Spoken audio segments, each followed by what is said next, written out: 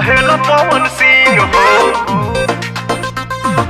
कहेला पवन सिंह हो,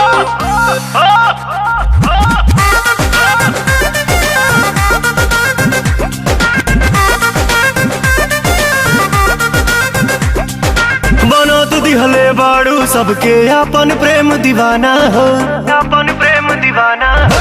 बना तू दिहले बाड़ू सबके अपन प्रेम दीवाना हो। पैबू नहीं हमरा जैसन जिंदगी में मर्दाना हो। करा सगाई पक्का हमरा हाथ से पहिरा रिंग हो।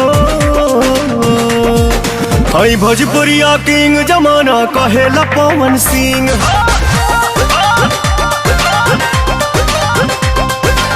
भोजपुरिया किंग जमाना कहेला पवन सिंह हो। ब्यूटीफुल बॉडी बा तोहार सेक्सी सेक्सी लुक हो। ऐसे चलबू तान के सीना चल जाई बंदूक हो।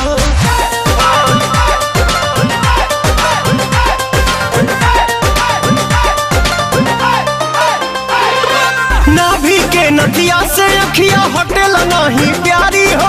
गोर देह गदराइल बाड़ू करे परी रखबारी हो, करे परी रखबारी हो। नाभि के नदिया से अखिया हटेल नहीं प्यारी हो। गोर देह गदराइल बाड़ू करे परी रखबारी हो, करे परी रखवारी हो, करे परी रखवारी हो। हमके लफुआ मत बूझा तू हकील नहीं डींग हो। हई भोजपुरिया किंग जमाना कहेला पवन सिंह हो। भोजपुरिया किंग जमाना कहेला पवन सिंह हो।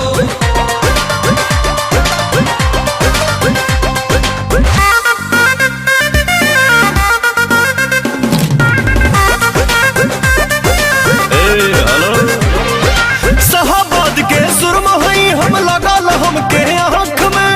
अपना बाप से कह दो शादी हो जाए बैसाख में, हो जाए बैसाख में, हो जाए बैसाख में। शाहबाद के सुरमा हई लगल हमके आँख में। अपना बाप से कह दो शादी हो जाए बैसाख में, हो जाए बैसाख में, हो जाए बैसाख में। अभी ये मांग भराला मत करवाबो तू किंग हो।